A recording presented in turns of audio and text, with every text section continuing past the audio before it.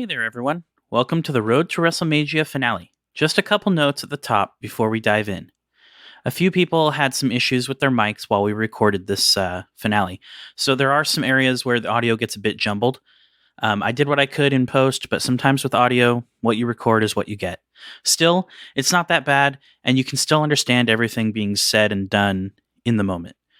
So just be aware of that if you find some moments where it's a little jumbled or something, that's what happened. Also, with this being the finale, we will have a new season coming up, season 5 of Are We Dead Yet? Our next episode will consist of either a session 0 recording or a brief overview of character introductions, world overview, etc. So let's get into the action.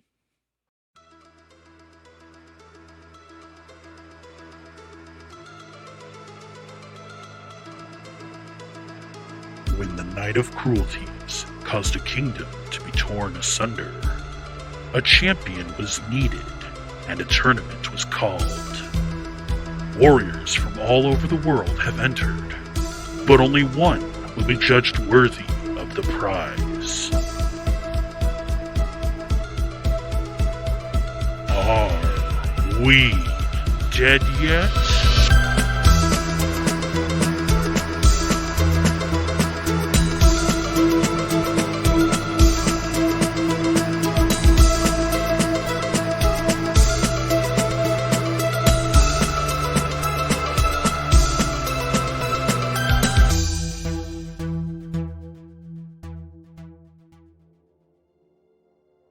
Things are popping off. This is the Battle Royale. Who is doing your appeal to the crowd? Me!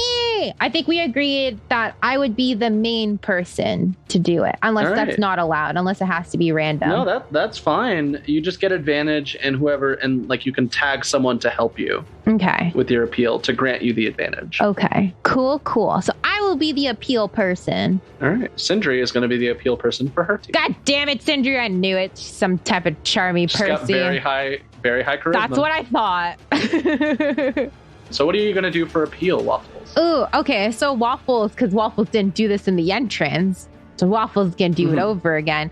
Waffles is going to cast Minor Illusion and create sparkles to kind of like float around, fall around him.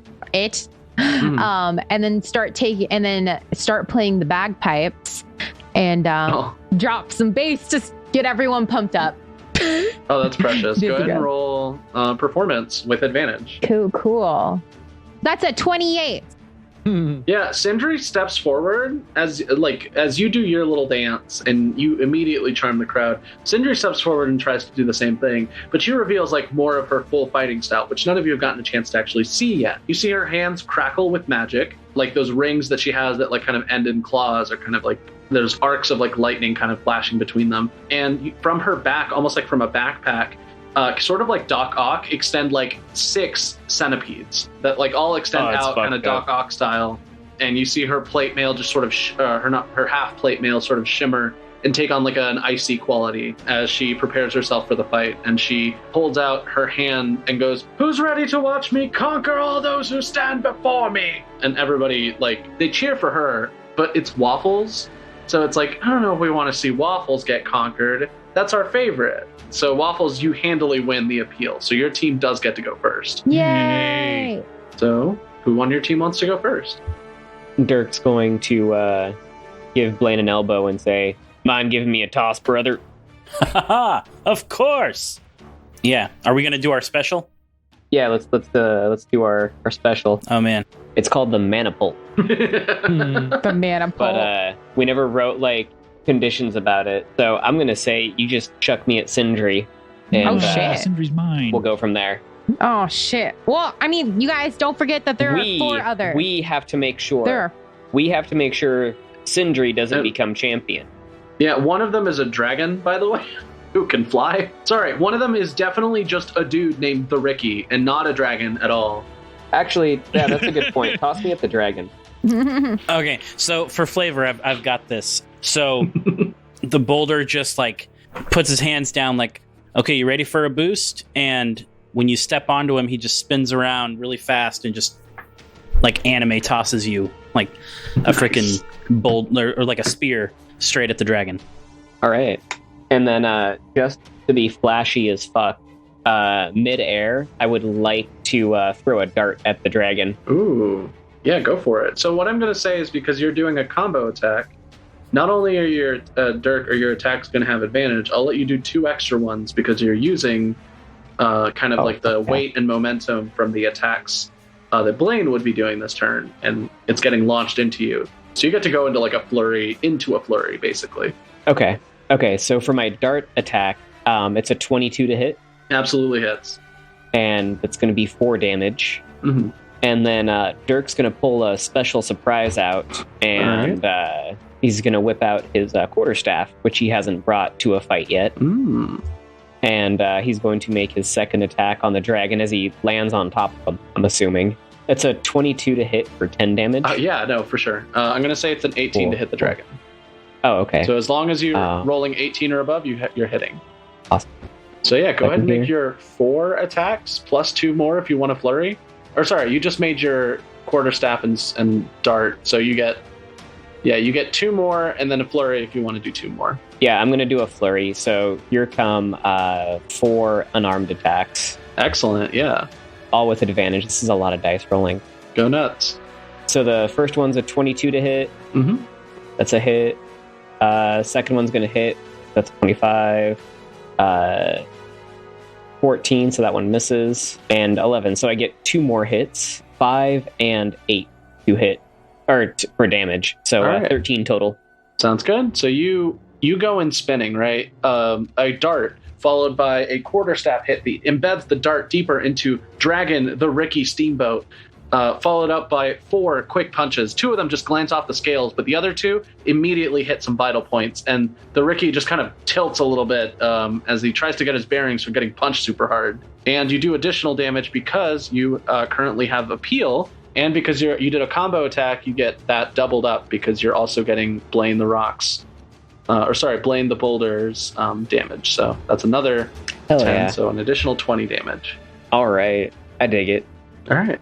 And I'm going to say, Blaine, you can also go ahead. You can move and you can do setups, but you can't attack this round because you helped do a combo attack. Could I if I action surged or no? Yes, you can if you action surged because I think that's neat. Question real quick. Does the butler have hair? The butler has like 3 strands of hair exactly. He has the Homer. It's like a Homer Simpson deal. Like, gotcha. Okay. Just curious. Give me hair. Oh no. No. I'll save that for Cindry. No. Not a perfectly coiffed bob. Her hair is so perfect. How could you? Okay, go ahead. No. Yeah. So Blaine is going to action surge early in the fight. He's going to use his movement to get in on the butler and just make that jaw a little more slack. Oh no! With a couple good punches. Go ahead. No, that's only a 13 to hit for the first one. Okay. Ah, damn. Oh, that's a 17 to hit. So, you hear an insectoid, like chittering sound or like a like clicking sound inside of the butler as you deliver 2 big punches.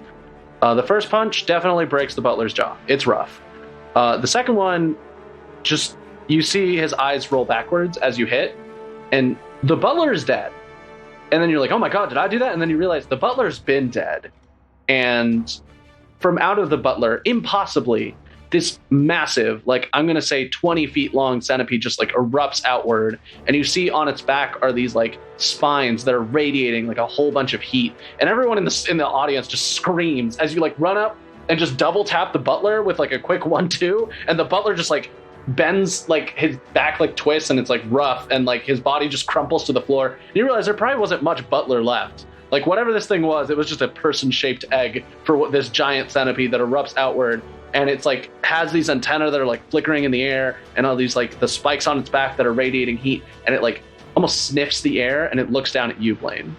You have done, go ahead and roll your damage because that damage will transfer over to the centipede, but the butler is no longer the butler and is now the great centipede. This is straight out of Men in Black, lovely. man.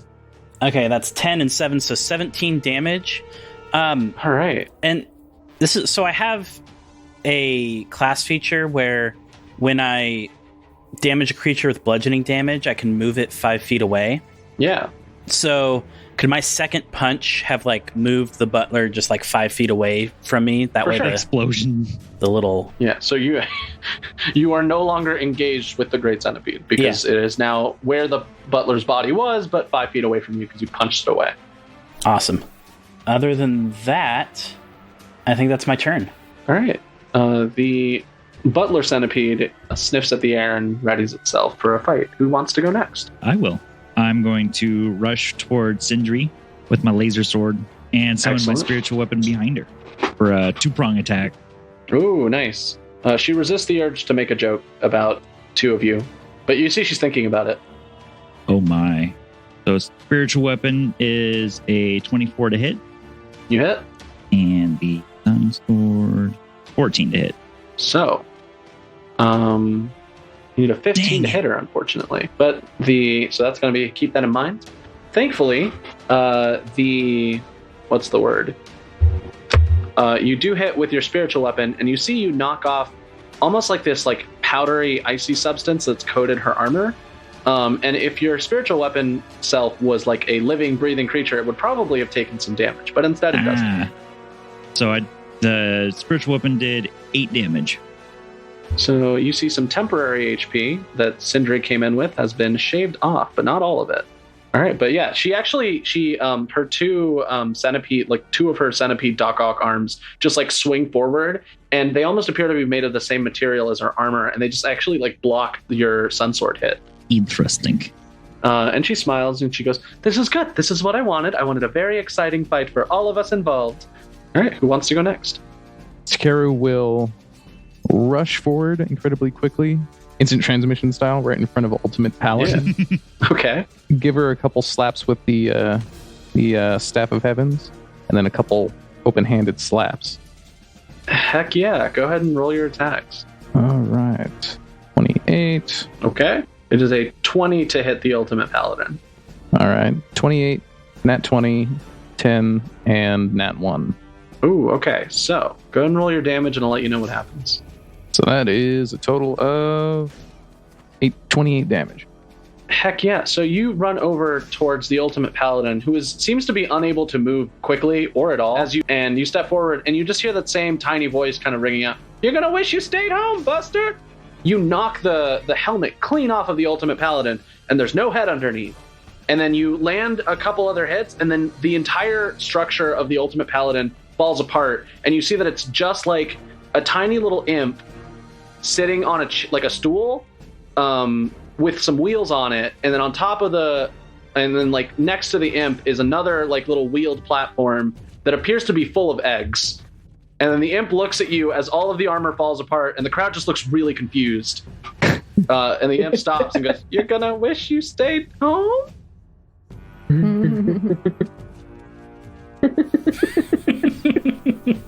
What? What do you do? Takeru's gonna perplexedly ask, "An imp? As a paladin? I'm the Ultimate Paladin. What are the eggs for?" Give me an insight check, actually. Oh, sure. I'm really good at that. Nat 20. This is not the Ultimate Paladin. I could tell probably didn't need that high to roll to discern that. No, but in fact, you've heard of the Ultimate Paladin. She was actually a lady that existed. You can assume the Ultimate Paladin is no longer alive.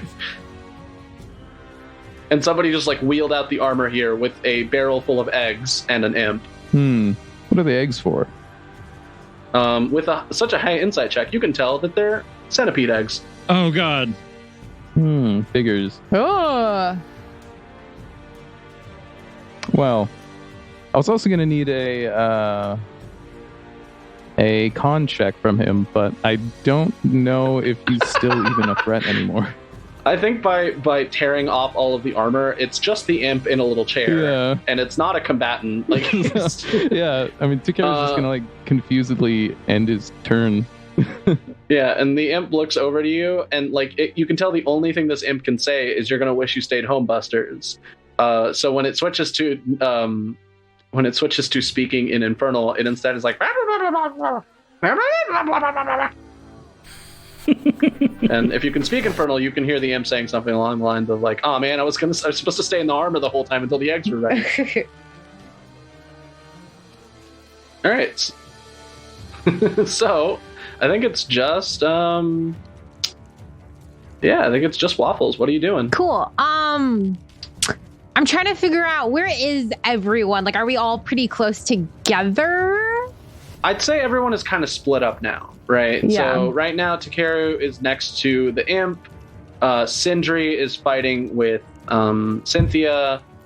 Blaine is currently over here. I think ran up to the butler. I think the only person who's not engaged by somebody right now is the lizard folk. Okay. With the weird hairy gloves and the red eyes. Right. I'm just trying to figure out, because I'm trying to, here, I'll just say it. I'm trying to cast Fairy Fire, but it's a 20-foot cube. So sorry, I don't know visual-wise, like, No. where is everyone? I'll give it to you like this. You can pick two of the opponents and make them roll for it. Okay. Because it's the two of them are going to be close enough that you can affect two. So pick two out of the five. Okay. Let's do the dragon, and then we'll do Cindry, hopefully. All right. Right. So deck saves for both of them.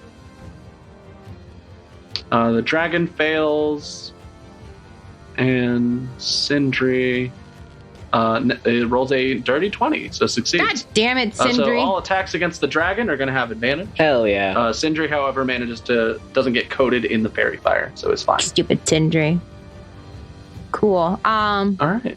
So we'll do that, and then as a bonus action, I will let's give Dirk a bardic inspiration point. Thank you. Sounds good. It's a D8 for Dirk to use as he sees fit. We cut over to the enemy team. You see the Ricky, who's definitely just a human and not a dragon, is currently engaged with Dirk the Drunkard, and is going to turn and snap. And you see the human mask just sort of peel open, and there's definitely a dragon jaw underneath, as it opens its mouth and lets loose an arcing breath of lightning. So go ahead and give me a dex saving throw, Dirk. Hang on 1 second. Okay, so I rolled a 19. That's good, because you're only going to take half of 35. I'm going to take none of 35 because of evasion. Oh, nice. You're a monk. Even better. Yeah. So all of your drunken reflexes focus into a singular point as you literally dodge lightning. And this arc of lightning just like shoots up into the stands, and it electrocutes like two people in the stands, and they're like, ah! And they pass out from pain. So even better. That's going to be the dragon's turn. Following up after that, what was that stupid lizard folk name? I love it. It's Jimmy Tearaway. Jimmy runs up to Waffles, and you see when you get close that those like weird hairy gloves appear to be like a bunch of barbed hooks in glove form, almost as if to increase the ability of using grapples.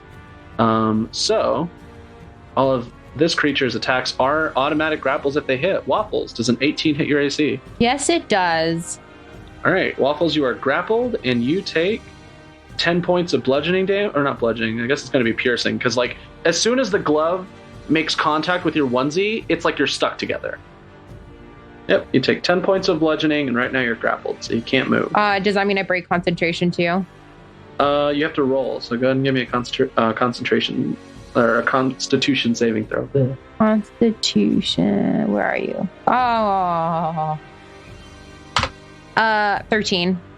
Oh, that's fine. You keep it up. You needed a 10 or higher. Oh, cool. So for this damage, you just needed a 10 or more, and you easily keep up your fairy fire and keep concentration, but onesie is stuck to this glove. And then you realize why he's called Jimmy Tearaway, as he, like a lizard can do with its tail, just like rips off his own arm and then picks you up with the arm and then flings it at a wall. Lovely. And you might think, Ian, that's like the second character in this arc that has arm-related flinging abilities. And you would be correct, but I outsourced some of the final wrestlers, and they haven't seen the previous episodes, listener. So Jimmy Tearaway, you can thank my DM over at the Rise campaign for that. So he flings his own arm, and immediately a new arm grows back. So right now, you you are flung against a wall. You don't take any damage from it because the arm absorbs most of the shock, but you are far away from everybody else now. Got it. And then Jimmy Tearaway regrows an arm, and then immediately starts running and takes a big old leap, and ends up next to Cindry to help defend her. Shit. All right, so up next is going to be the giant butler centipede, who sort of scurries forward and like surrounds, not grapple surrounds, but like definitely wraps in a circle sort of to begin fighting with the boulder, and is going to try to bite you. And with a nat 1 is going to miss horribly. The butler's, terrible abilities to be alive have been passed on to the centipede as it immediately misses an attack against you. But because you're next to it, it looks like if you're making melee attacks against the butler centipede, you're probably going to take some fire damage, Blaine. All right, and then finally, I believe that's all of them. Like I mentioned, the ultimate paladin is no longer a combatant. So instead, he starts digging inside of the barrel and takes out an egg and throws it.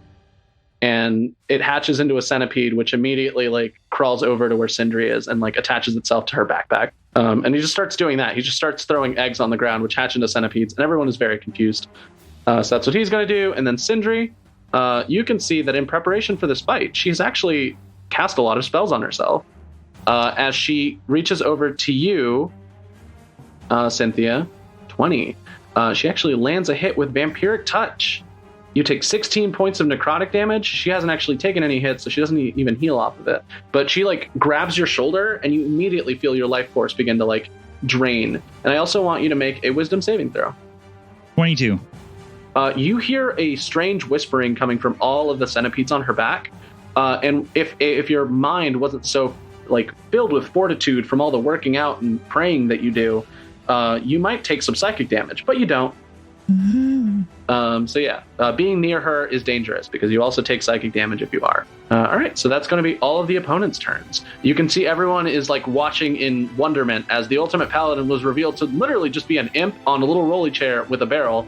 And Jimmy Tearaway has flung his first arm. There have been fights where there's been mountains of arms just because Jimmy Tearaway is able to regenerate those arms so fast. We'll see how many arms we get to this fight. The dragon is ripped his mask, so he looks a little upset. And the butler centipede is just a butler centipede, so nothing too big going on there. All right, so who's going to roll appeal this time? Oh, it's going to be me. Nice. All right, so... What's Waffle going to do?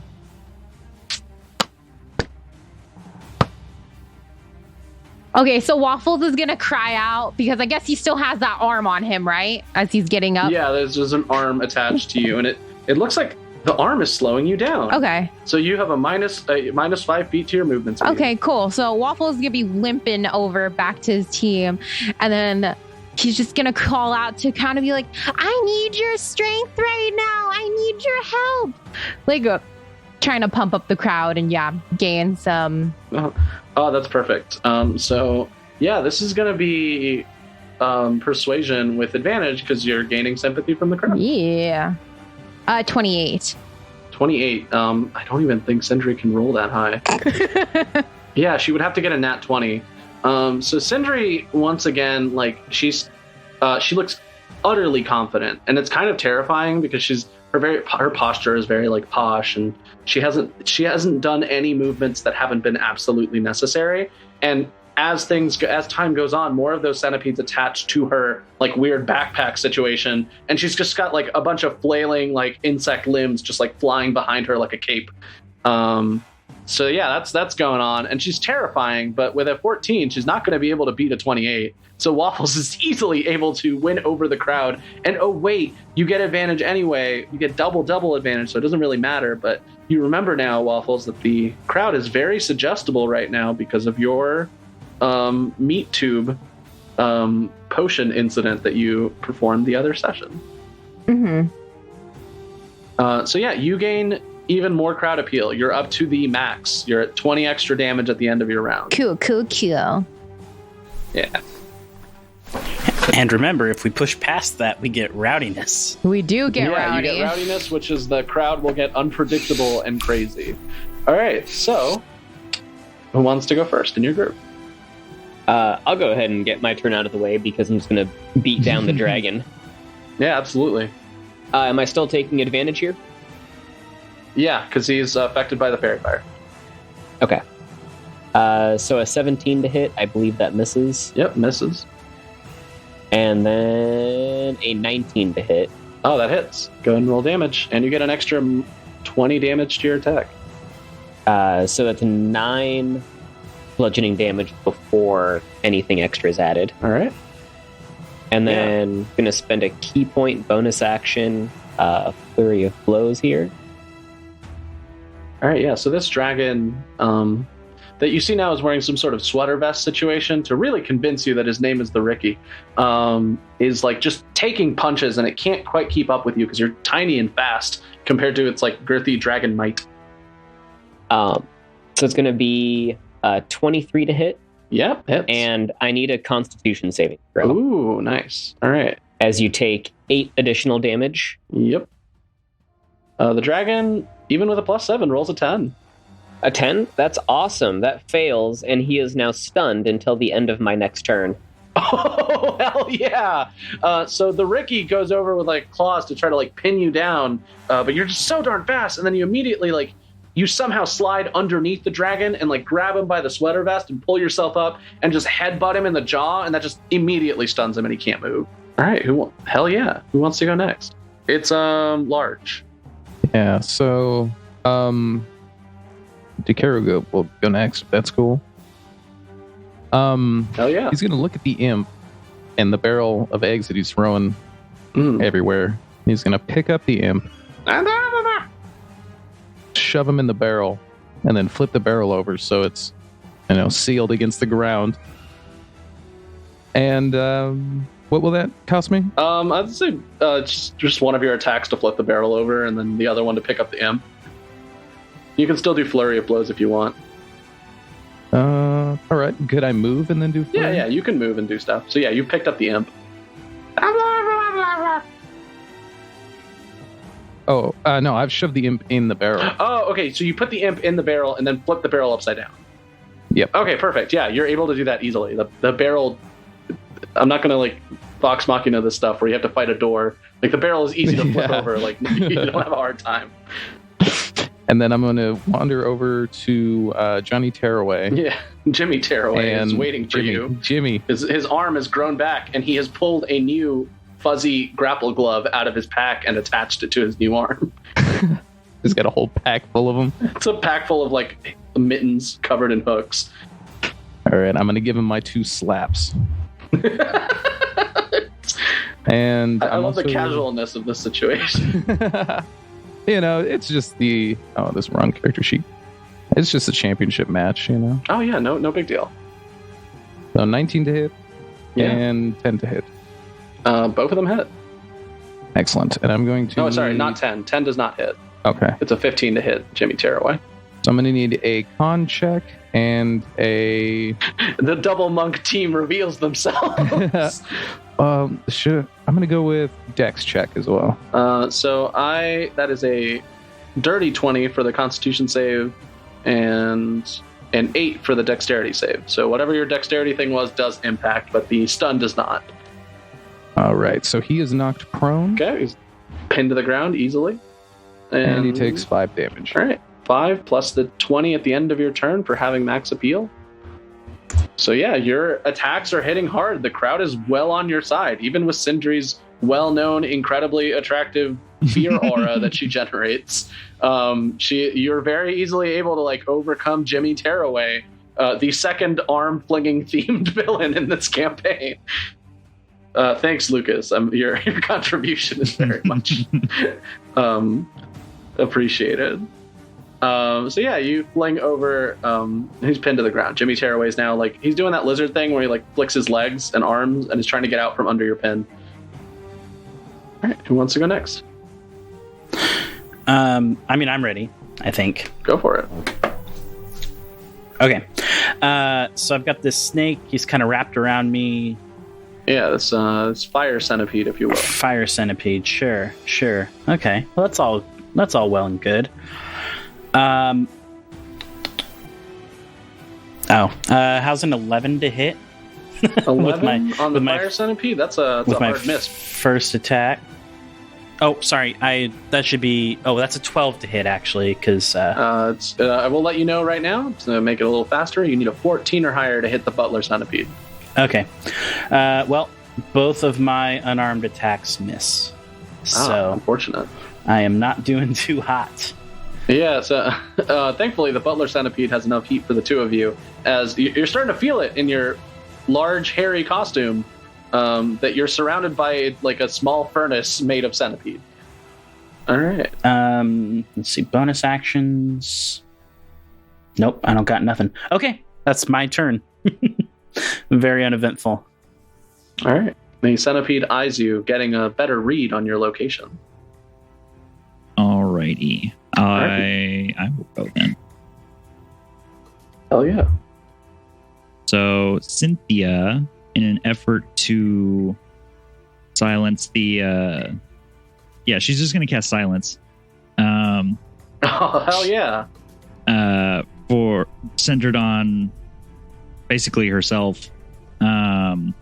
For 20 feet around her, no sound can be created.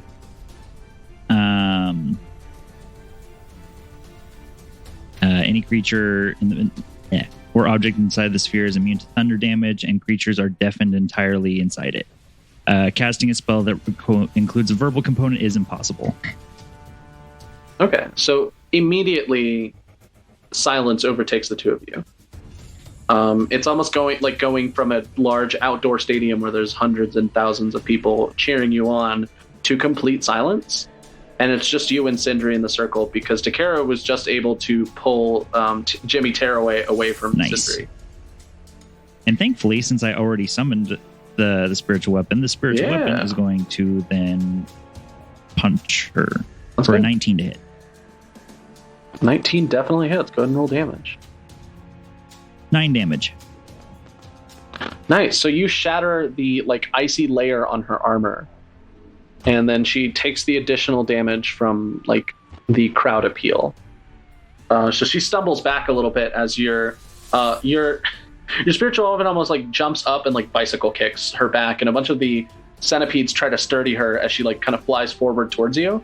And she manages to steady herself and kind of does the Doc Ock thing where 4 of the centipedes start to lift her up in the air. I want the spiritual weapon to be focusing on the centipedes to try and Yeah. Oh yeah, and it's easily torn off 3 or 4 of them, but more and more keep attaching itself. But thankfully the barrel has been stifled for now. And that is my turn. All right. Sounds good. Waffles. Okay. I will maintain concentration. Am I still, how far away am I from everyone? You're 35 feet from everybody. Yeah, so you can get back in range of the fight. You were just disconnected from the rest of the fight for a little bit. Okay, no, that's fine. So I'll still maintain concentration on Fairy Fire. But I'll cast Vicious Mockery. On who? Let's do whatever the stupid furry guy's name is. Tearaway Jimmy? Furry thing. Yeah. So the lizard folk with the fuzzy gloves. You look at him, you mock him. What do you say? Oh no.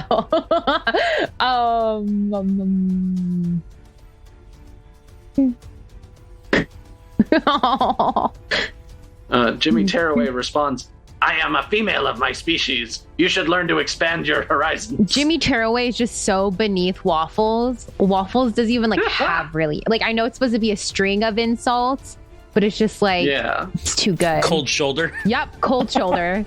Just not even have the time to waste on insults. I like that. If that's allowed. All right, Jimmy Tearaway doesn't have great wisdom, and fails, so takes damage and has disadvantage on its next attack. Yeah.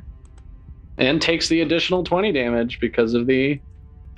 Go ahead and roll the D4 or however many D4 you get now. I do 2d4, yeah, because it's 5th level. 2d4. Got it. And that, Aw. it's 2. Oh, that was sad. Boo. All right. Thankfully, the appeal damage more than makes up for the fact that this insult just does not fall as hard as it should. And Jimmy Tearaway just like goes, "I will deal with you later, small one." Okay. And then as a bonus action, I'll give Takaru the a bardic inspiration point. Nice. All right.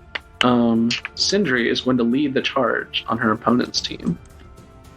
She actually is going to cast. She's got a bunch of spells. You know what? Fine, let's do that. That'll be fun. She looks over at Takaru, or Takeru, sorry, and is going to cast Dominate. When it says Dominate Beast, does it have to be a beast? Ah, shame. She cannot do that because Takeru, while being a lion man, is not a beast. Doesn't that also require a verbal component? Oh, that's right. She's in the silent zone, so she can't leave. Okay, so she can cast some spells at will without a verbal component. So you see her legs, a bunch of centipedes just like wrap around them into like springs, and she's going to use them to bounce out of there. Little bitch. So you can make an attack of opportunity with disadvantage as she gives herself jumping abilities. Actually, as a warcaster feat, I get to cast a spell as my attack of opportunity. Sure. So I am going to cast Guiding Bolt. Ooh, that's cool. Fuck! For a 9.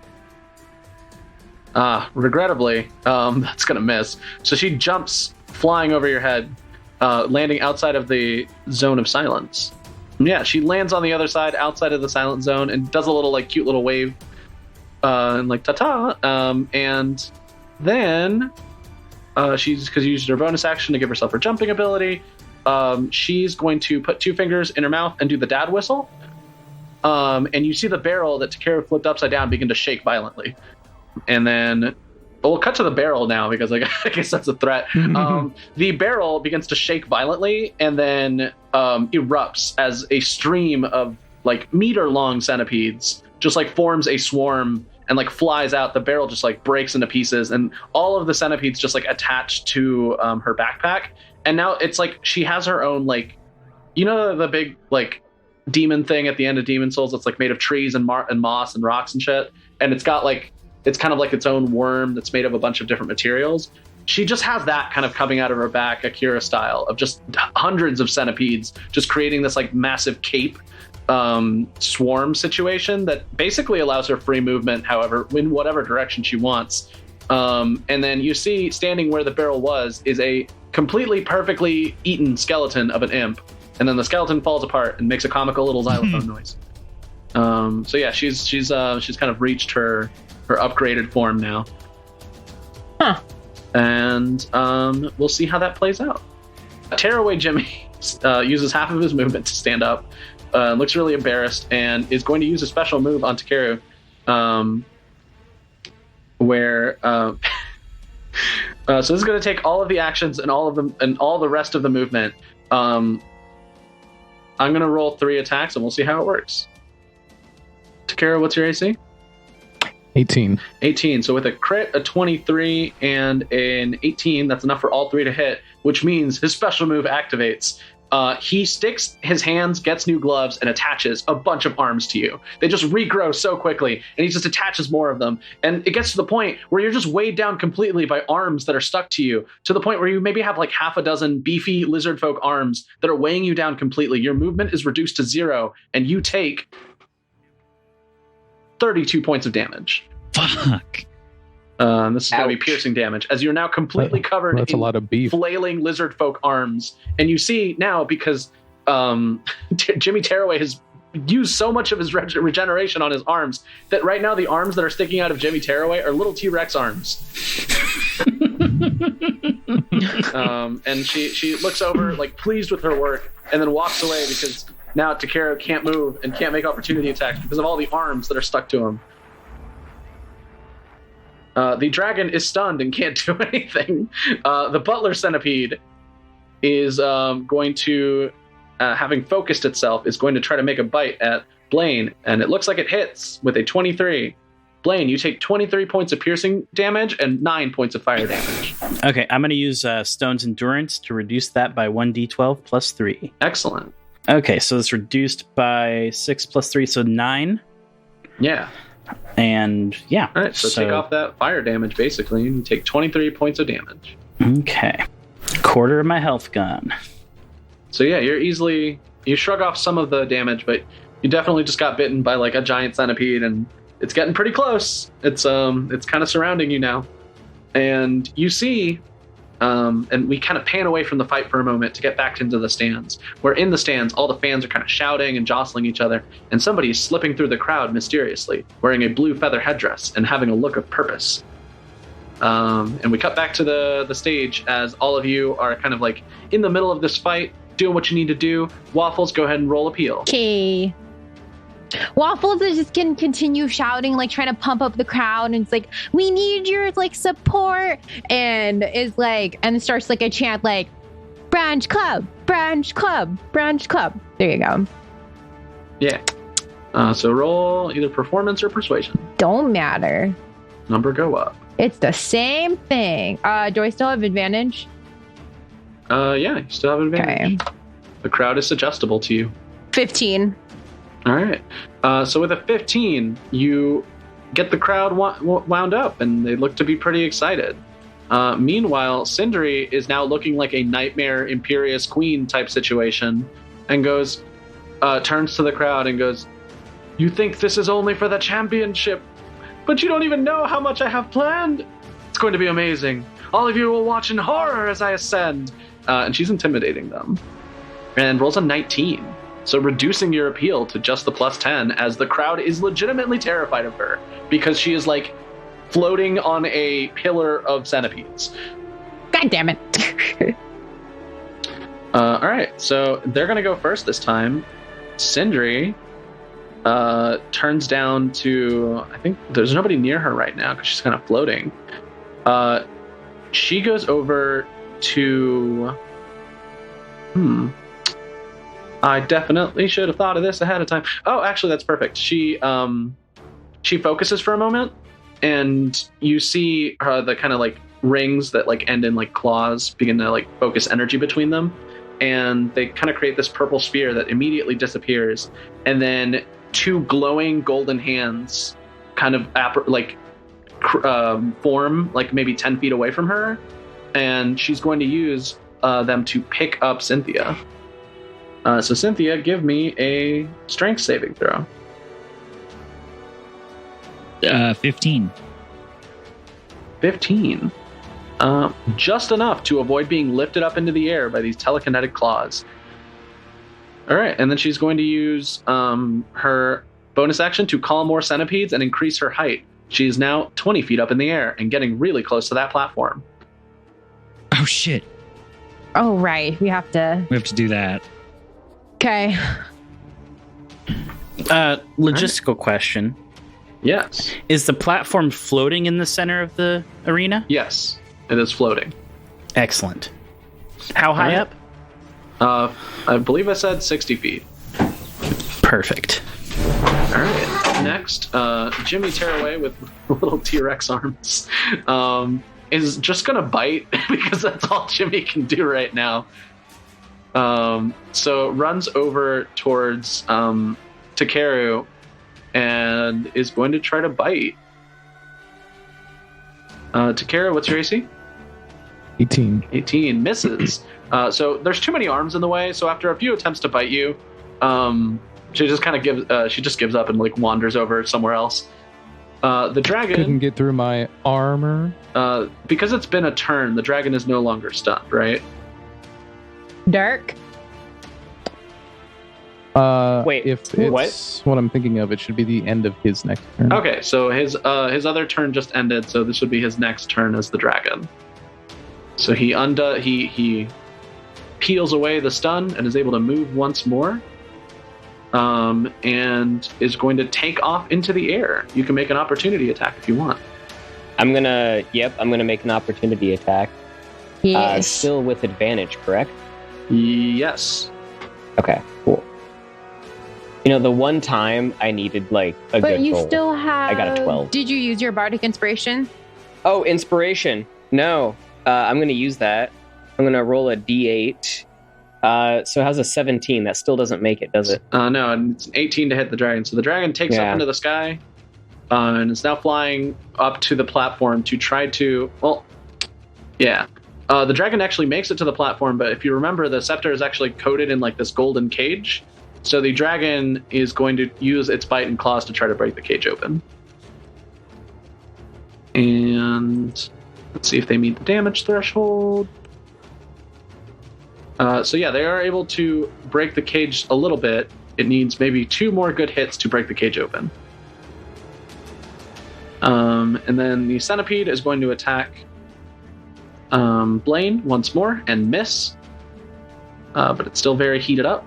And all of the centipedes that were inside of the barrel are now attached to Cindry. But you see a few of them have started to form a sort of pillar near the royal box.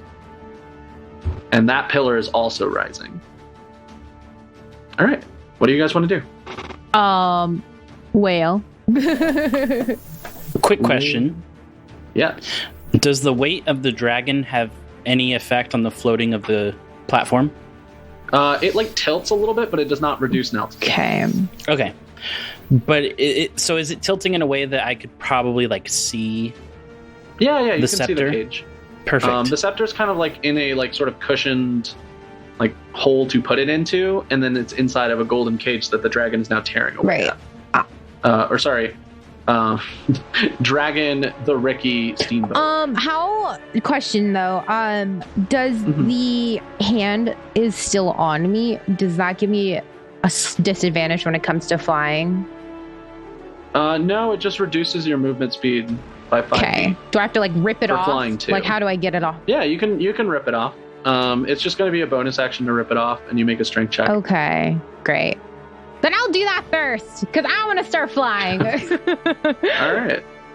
All right. So then I have to rip the thing off, and you said I have to do a strength saving throw? Strength check. Fuck my life. Strength saving throw, strength check. Fuck my life, because I have 0 strength. I don't know yet. We're seeing right now. An 18! Wow! Hey! Nice. So you tear off the arm, and you take some damage, but you take it off, and it's fine. You take 10 points of piercing as you tear off the arm, but your movement is no longer reduced. Perfect! Awesome. But I can't start flying till my next turn, huh? No, you can start flying. It just uses your movement. Cool. So whatever your base movement is, you can Yes, use that. I'm going to start flying up to the platform. All right. So you do have to land. Yes. After the 30 feet. So here's what you can do. You can dash to make it to the platform this turn, but you won't be able to do any actions. Okay. Or you can, like fly and then like maybe jump off of Cindry and then fly your next turn. So it's up to you. Yeah, depending on how far. And you will be like right next to the dragon. Yeah, I know, but that's why I was going to turn invisible after, but Okay. yeah. Yeah. But yeah, so I will dash. Okay. So you make it on, you fly upward, and the crowd loses it. They've never seen Waffles flying before. And it's like it's like when they drop Tinkerbell down from the castle on the little zip line. It's beautiful. Oh gosh. Everyone starts crying. It's like, oh my God, I've never seen Waffles can fly. And people start crying and they love it as Waffles makes it onto the platform opposite of Dragon the Ricky Steamboat. Yeah. Yeah. And the dragon looks at you and goes, hello, fellow. Oh, wait, you're not human. Hello, dog. It is me, a human. Oh, how shameful you are thinking you are a human. Why don't you embrace your dragon self? Dragon? No, that is my father's name. I am the Ricky. Oh, this is so sad. The even funnier part of it is dragons have the ability to polymorph. He could be a human if he really wanted to be. No one said he was a has to do smart it- dragon. He has to do it the worst way, the way that makes me Yes. laugh. All right, so that is your turn, Waffles. What is everyone else doing? So, Waffles, I hate to do this to you, Don't you fucking dare! but Blaine, how high can I jump? I'd say with your new jumping boots, you can easily clear 60 feet. Perfect. It just costs your bonus action to turn them on. Yeah. So I'll click the heels together and and just jump into the air towards the platform.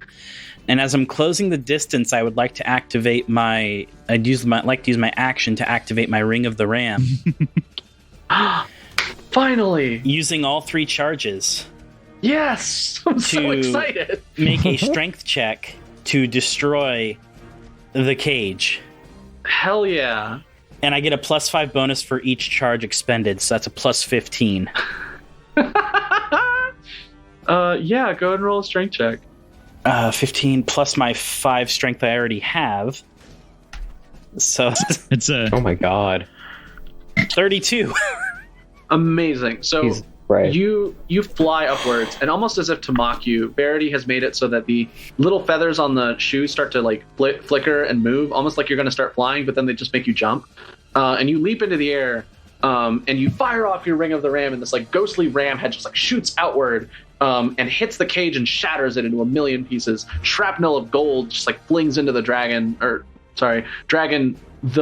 Ricky. the Jimmy Steamboat. I really hurt myself with these names. You can thank my fellow Rise player Jess for Dragon, the Jimmy Steamboat. Oh, it's Ricky. Or the Ricky Ricky Steamboat. Oh my god, I'm losing my mind. Jimmy Tearaway, the Ricky Steamboat. There we go.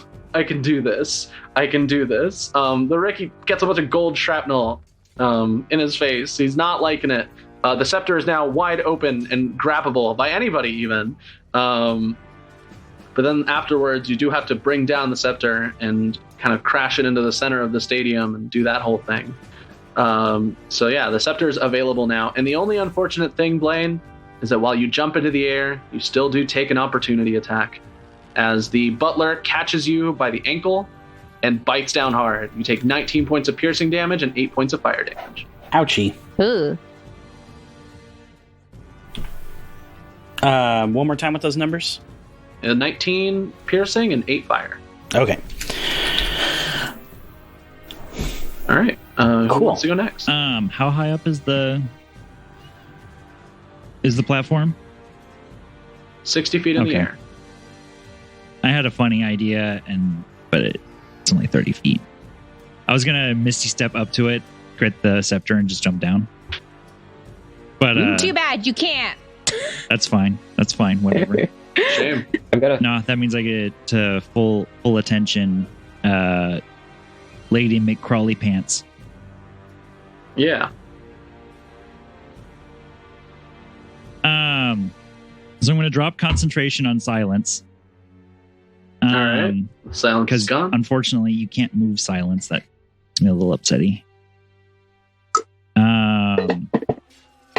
And then I'm going to summon my Guardian of Faith on, Nice. basically right next to Cindry. So she and all of her little fucking worm things need to make me a dex save. Okay. They're just part of her, so she just makes one dex Aw. save. She rolled a 21. Well, fuck. She takes 10 radiant damage.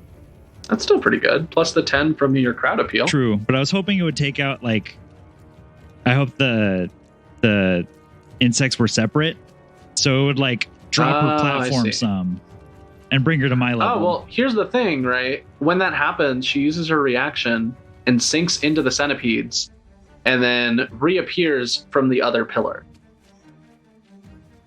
There's multiple pillars of insects. she teleported. There's one that's near the royal box that's starting to grow. Oh shit! How far is that? Yeah. So she's like maybe 40 feet away from where you made your spirit guardian. Okay, that was my action. And you do cut down the first pillar of centipedes pretty well. Cool.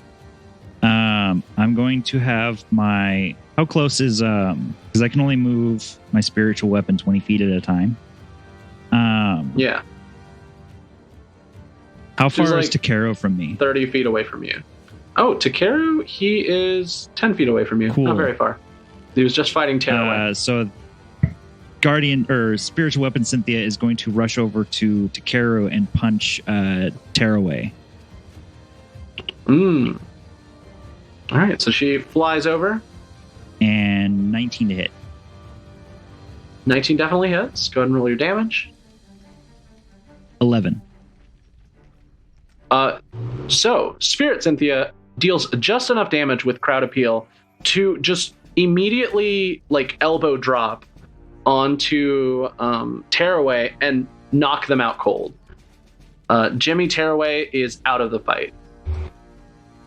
She's going to give a wink. And you hear a bell ring, and some cleric comes out and starts to very poorly drag the T-Rex arm Jimmy Tearaway off of the stage. She's going to give a wink and like a salute, like 2-finger salute to Karu. Nice. And then Cynthia herself is going to use her full 30 feet of movement to run towards Cindry. All right, you're 10 feet away from her when you end your movement. Who is next? Takeru's going to look after Cynthia and mutter, well, thanks. And now he's going to try and shuffle all of these arms off of himself. All right. As they're like pinning him in place. Make strength saving throws or strength checks. One of the two. How many? Just two right now. We'll see how you do. Unnatural 20, unnatural 20. Nice. You tear off half of the arms. You now have 20 feet of movement instead of 0. They're still weighing you down, but right now you're up to 20 feet of movement. And you take some damage when you tear them off. How much? You take, altogether, it's like 3d6 per arm. So that adds up to 30 points of damage. Ooh, them barbed arms. Yeah. All right. Did that take up my actions? It said bonus action to take off arms, so. So, from my position, I want to plant one end of my Pillar of Heaven into the ground and use it to elevate myself into the air and onto the platform. Excellent. Yeah, so you make the platform easily. As the pillar extends, because it can literally extend almost infinitely, you are balanced on 1 foot perfectly as the pillar shoots up into the sky, and you are now at level with the platform, facing both the dragon and Waffles. Oh, wait, did I not land on the platform when I jumped towards it? Yeah. Oh, no, because, well, you got bit, but you did land on the platform. You're, like, clinging to it. Oh. Yeah, you're like holding on. You're not, like, it's not graceful, like, at all. like Takeru's ascent was. And then Takeru's gonna flip onto the platform and give the dragon a beatdown with the staff. Hell yeah. Let's see, that is 2 attacks for 26 to hit and Yep, 26 hits.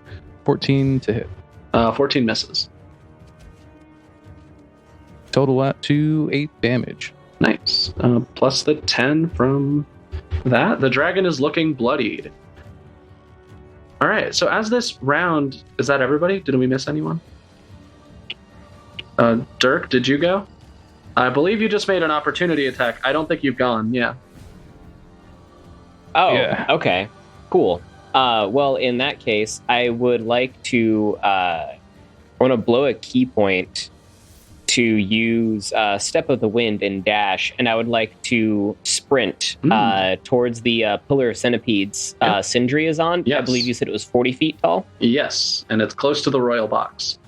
It is close to the royal box, so I'm going to... my movement speed is currently 70, so I'm going to run up it, and then I'm going to long jump at the box. I'm able to perform a long jump of up to 28 feet. Okay, so yeah, you make it to the royal box, no questions. Okay, and I'd like to, as I fly at the royal box, I'd like to grab the winning staff. And Wait, what? Then The winning staff is on the platform. It is not in the royal box. or on the... Oh, Yeah. Shit, I was going for the platform. Can I hit the Yeah. platform? If you climb up the pillar, no, because the second centipede pillar is actually far away from the middle platform. It's closer to the edge of the arena. So even with a Got 28 it. foot long jump, you cannot make it. Okay. If you want to go well, into the royal box, then- you can. No, scratch all of that. Okay.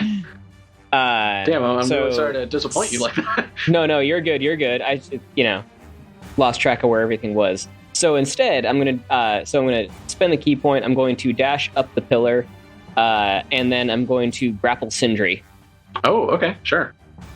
So you can easily get up the pillar, and you are now next to Cindry.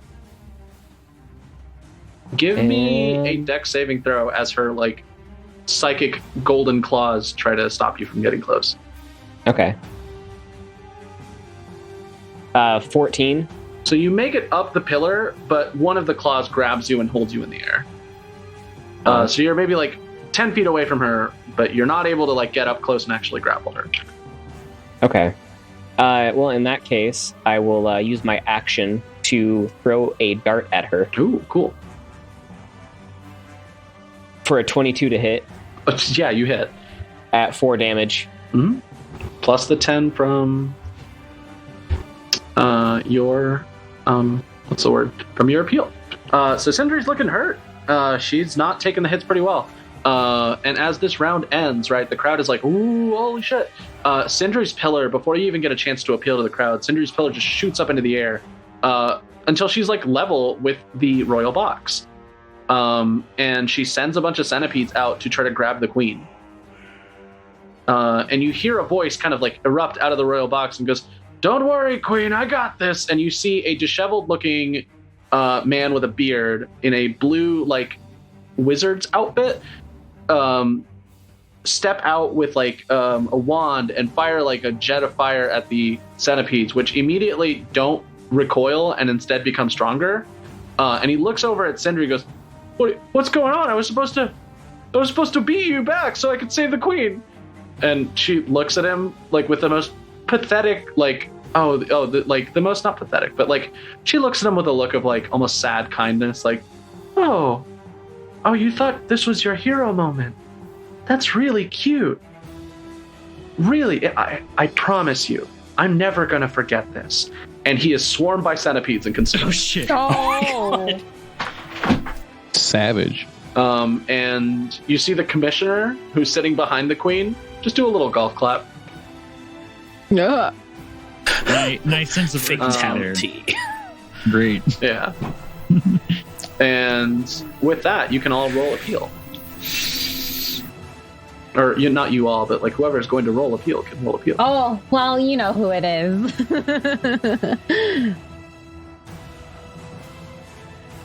Waffles is somehow magically, we're going to just go with it, is going to start playing a song, strumming, bagpiping it, for the speed, to, because we're getting really close to the finale. Yeah. You're all up there with the staff. So it's more music to pump up the jam even more.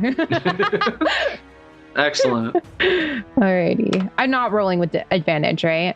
I still am. Remember, the crowd likes you because you have fed them food that makes them suggestible. What? Apparently, the rolls aren't liking me right now, but it's a 16. Oh, rip. What, Yeah. 16?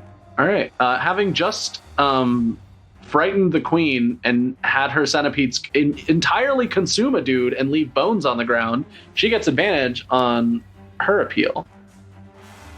Which is still a 12, so you're able to gain the upper hand in speed. Yes. So here's how this is going to work. Taking the pillar out of the top pedestal is a full action. Putting it in the center pedestal is a full action. It is encouraged to kind of pass the thing around, but what's going to happen is, because we're entering the phase of the scepter, it's going to be back and forth. So you guys are going to go first, but then after one of you guys goes, it's going to be one of the opponents. And it's going to go back and forth as you all try to get the scepter into the center and at the bottom of the arena. So does that make sense? Do I need to go No, over it? I think that makes sense. So we just go back and forth in terms because, Yeah, okay. yeah. So one of you will go, one of the opponents will go, one of you will go, one of you will Okay. go. Because this is the final part of the Yeah. fight. All right, so who's going to go first? You have one appeal. You now have your plus 20 to damage. I'd like to go first. Hell yeah. So I can grab the scepter at this point, right? Because it's like not. Yep, it's a full action to pull the scepter. Okay, out. I am going to pull the entire scepter out, and then as a bonus action, I will make myself invisible. That's amazing. So, that's so good. I push, and I'm disappeared. Yeah, you shake your little bum as a dog, and you just do the little cute wink, and you just disappear, and everyone's like, "Oh, so mischievous!" And the scepter disappears with you. Do you move? Yeah, if I can move, that'd be fantastic. Yeah, you can jump off of the platform and land on the centipede pillar, and because you're invisible, they won't really notice you. I will do that. Or if I can I fly Can't back you down? fly? Yeah, but you'll fall most of the way because you don't. Actually, since you're flying down and you're kind of gliding, I'll let you land. Okay, yeah, I'll do that. Yeah, hell yeah, I'm gonna fly away from this evil ass pillar and evil ass centipedes. Amazing. All right, so following that, the butler centipede, whose vision is based on heat, flashes forward upon seeing a new heat signature that looks vaguely dog-shaped, and is still going to attack with disadvantage, but is going to try to attack it where you are. Okay. So what's your AC? 14. Waffles. You take a bite attack, and you take 20 points of piercing and 6 fire damage as the scepter is knocked out of your hands, and you're grabbed invisibly, and the scepter is now lying on the ground, and everyone looks over at it. God damn it. All right, who wants to go next in your group?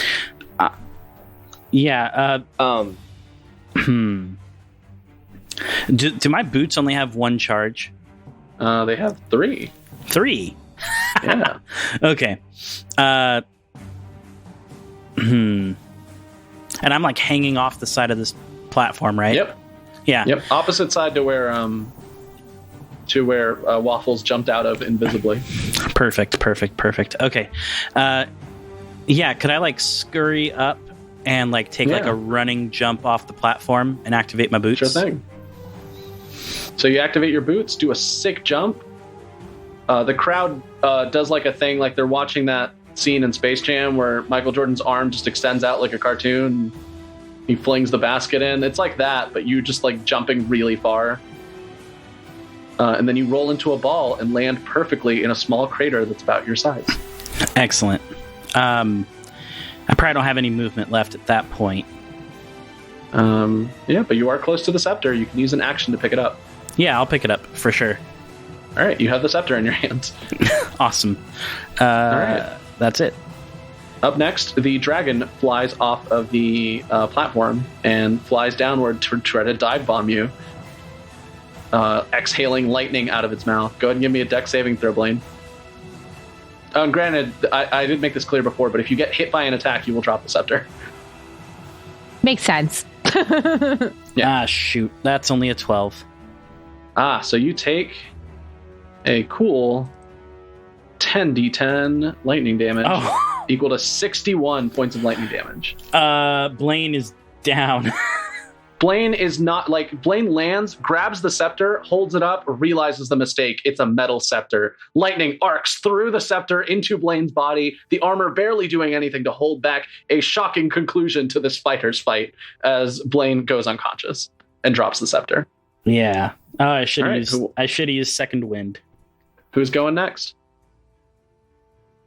I'll go ahead and go next. All right. How do I resolve this being stopped going up the pillar, or am I free to like leave?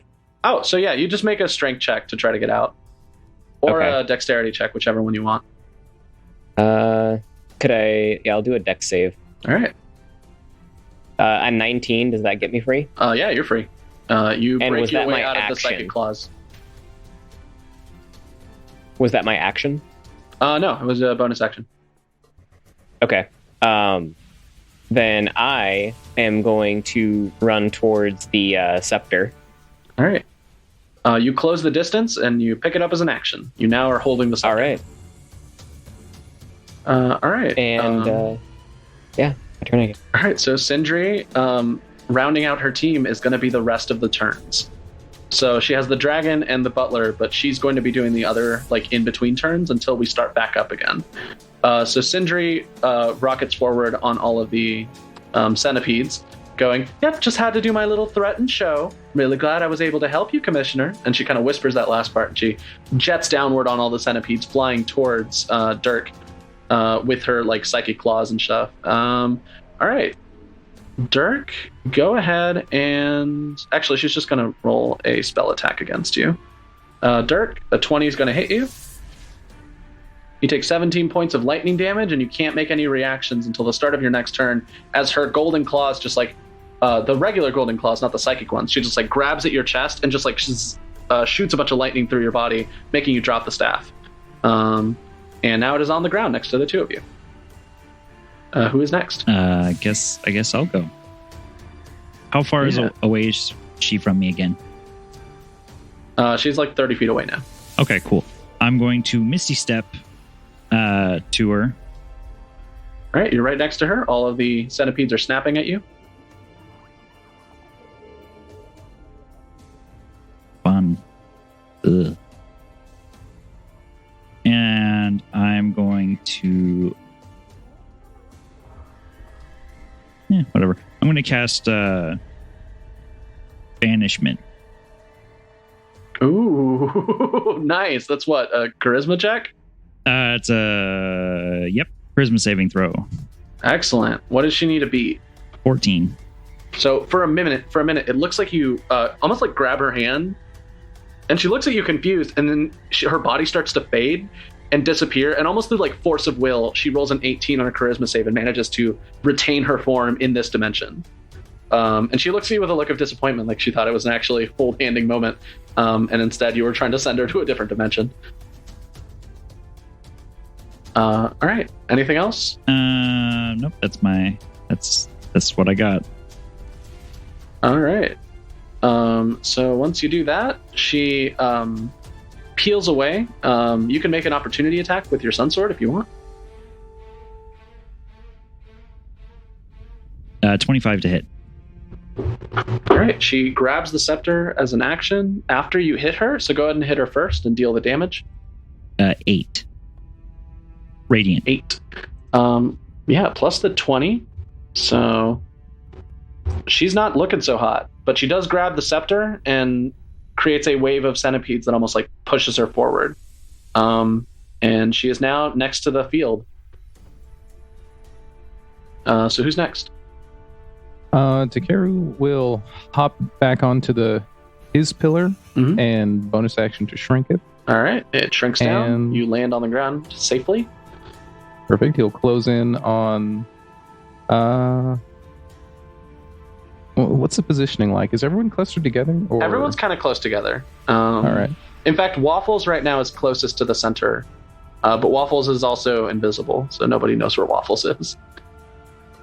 All right. I guess I'll move up to our friendly neighborhood centipede demon. Yes. And I'll give her 2 slaps with the Pillar of Heaven. Excellent. 25 to hit. 25 hits. Nat 20. All right. How do you want to defeat Cindry? Let's say, since she's a manifestation of a lot of bugs right now. Yeah, she's just got a backpack with like a swarm of centipedes that comes out of it. I'm just going to extend the pillar up fairly far and just whack continuously over and over until all the bugs are dead. Yeah, like I'm just trying to kill a pile of cockroaches. Yeah, so like it's almost like you run up behind her and you just extend the pillar and like start to spin it almost like in a wiggling circle, and it just knocks away all of the centipedes until the backpack with all the centipedes is just shredded, and you extend the pillar and it flings her just directly into the opposite wall and knocks her out cold. All right. So I believe right now that was everyone on your team. Yes. Yep. The scramble starts again. I need you guys to roll appeal. Roll appeal? Yeah. See who goes first. Okay.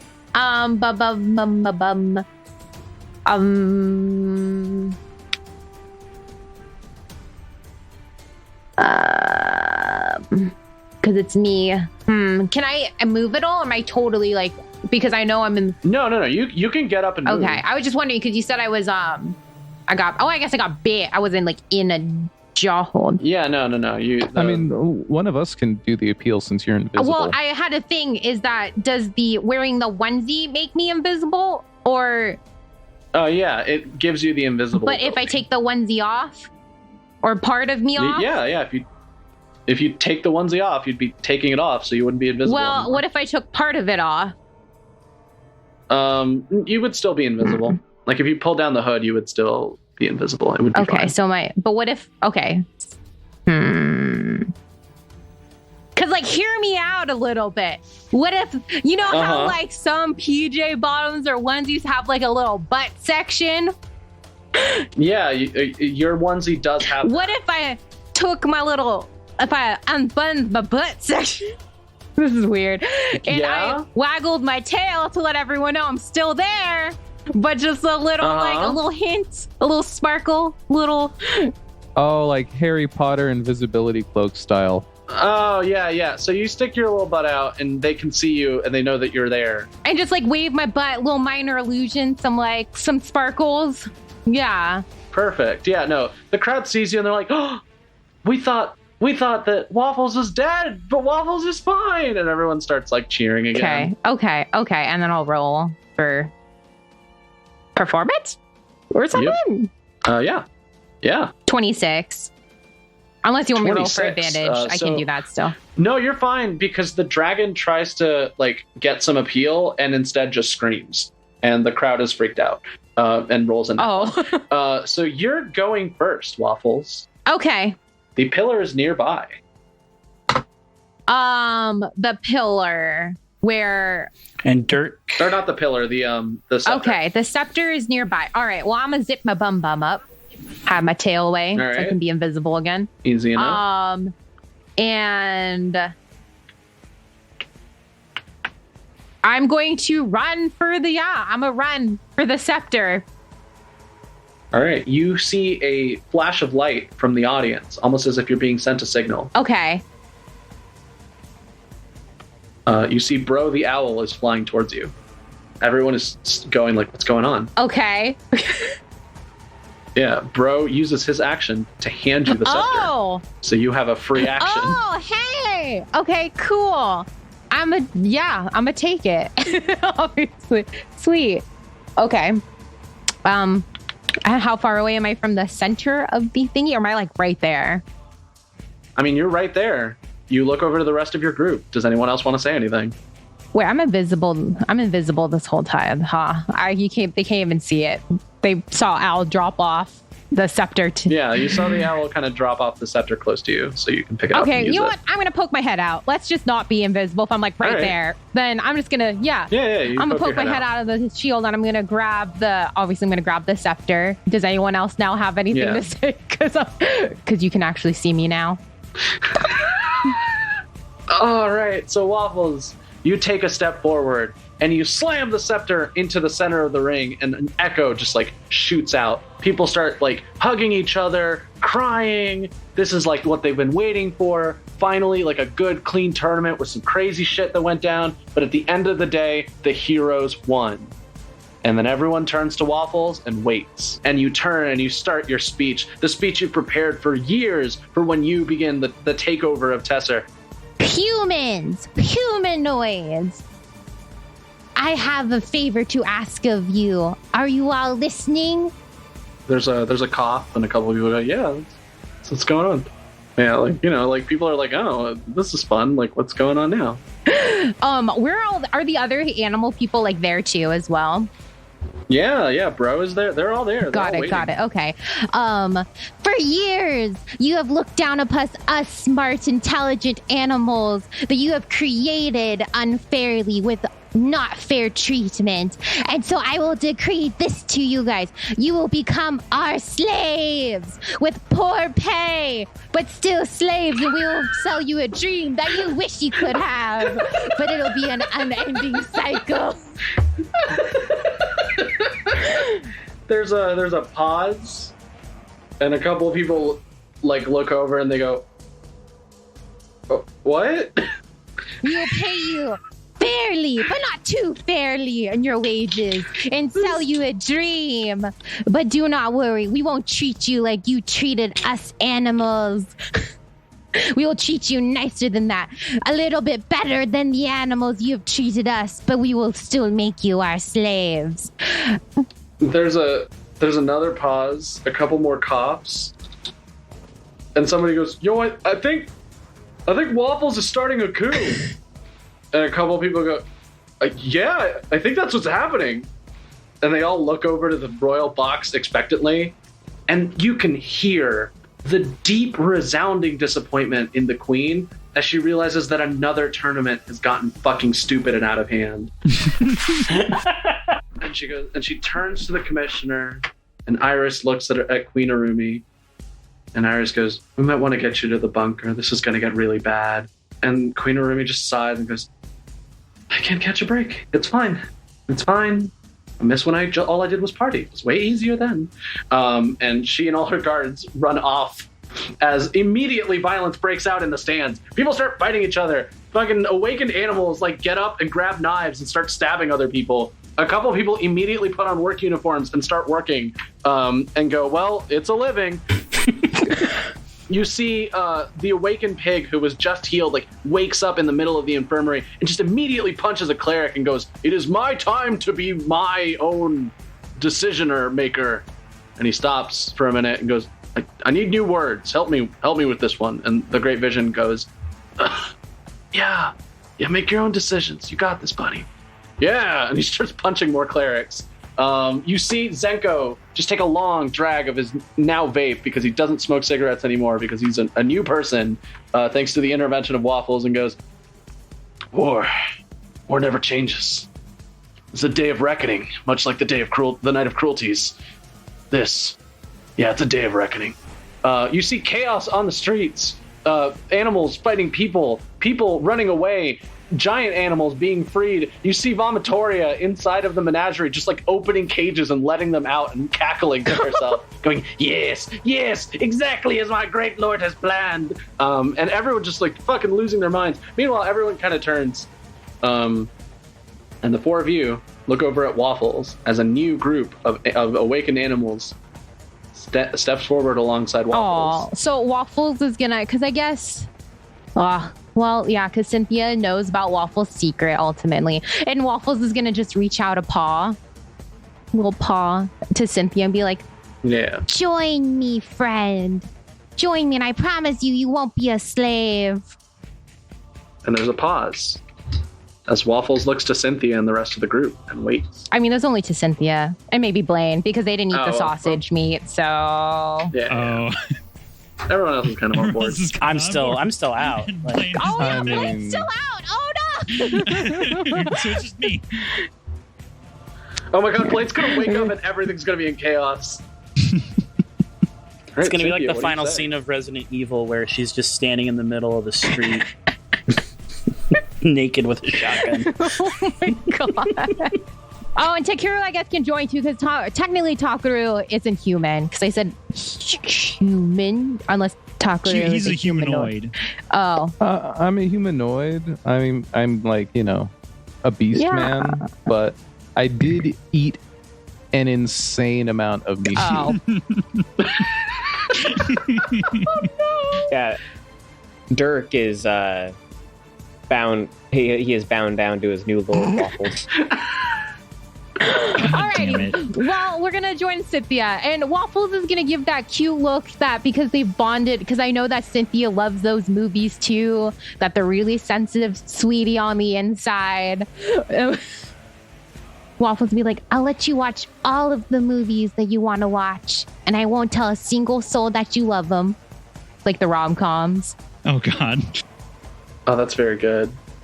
Cynthia, clearly distraught, closes her eyes and sighs and says, "It is about principles," and then punches you. Oh! All right, and we're gonna hold the freeze frame on Cynthia punching a dog as we pan out, and Tessir is somehow, after 6 months, even worse than when it started. And as Wrestlemagia draws to a close, you look over and you see a city in flames as small flags with paw prints begin to be raised everywhere, and factories with horrible pay begin to be built just basically overnight. It is an island of civil war that will embroil all of the islands of this small region, but that'll be a later time, in a later campaign. But for now, Tessir's in chaos, and anybody who might have visited there a long time ago might return to see a very different island when they come back.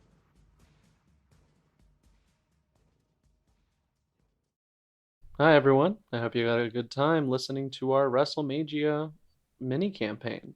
But I know what you're thinking. Maybe you want to hear a little bit more of my voice. Maybe you're interested in cosmic horror.